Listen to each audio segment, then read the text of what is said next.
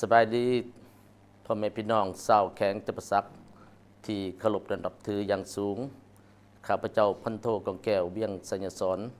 คณะผักกองประชาการห้องการเมืองกองประชาการทหารแข็งจำปาสักเป็นผู้สมัครสมาชิกสภาแห่งชาติหมายเด็กที่เศร้า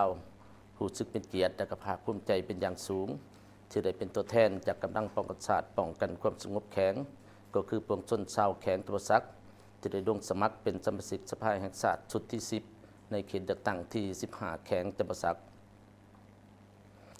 ดังนั้นการสมัครเป็นสมาชิกสภาแห่งชาติมันมีความหมายความสำคัญและก็เป็นความภาคภูมิใจและเป็นเกียรติอันสูงที่ได้เป็นตัวแทน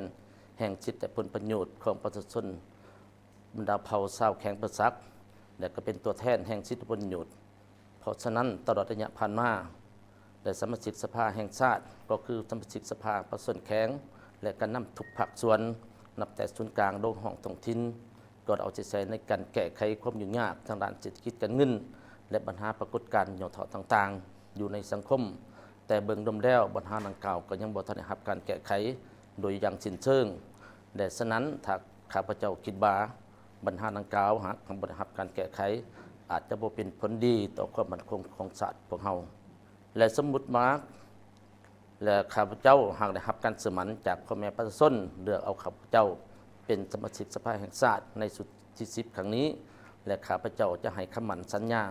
ต่อพ่อแม่ประชาชนก็คือพันนำภาครัฐบางและโดยอิงใส่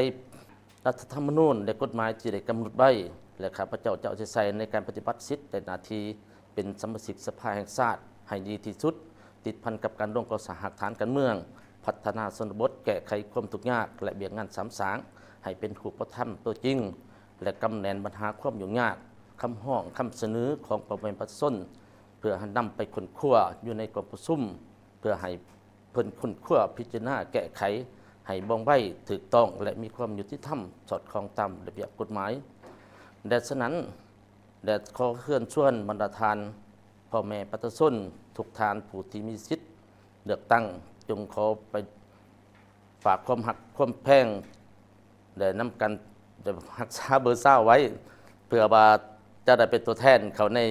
ไปนั่งในสภาเพื่อคนควบพิจารณาแก้ไขปัญหาต่างๆของพ่อแม่ประชาชนในระยะผ่านมาให้นะครับการแก้ไขโดยสิ้นเชิงและท่านี้ก็ขออวยพรใส่มาตรฐานบัตรทั้งหมดการนำภาครัฐก็คือกองบัญชาการทหารแข็งจำปาสักที่ได้ให้ความใบเนื้อเชื่อใจความเสื่อมันแก่ข้าพเจ้าลงสมัครเป็นสมาชิกสภาแห่งชาติในสุดที่10และขออวยพรประธานจงมีแต่ความสุขความเจริญมีผลสำเร็จในหน้าที่การงานและพร้อมกันไปใส่สิทธิประชาธิปไตยเลือกผู้แทนที่ตนมักและขอฝากเบอร์เศร้าใบในอ้อมอกของพ่อแม่ประชาชนทุกท่านขอแสดงความขอบใจในเบ้าไปแล้วมันก็แห้ง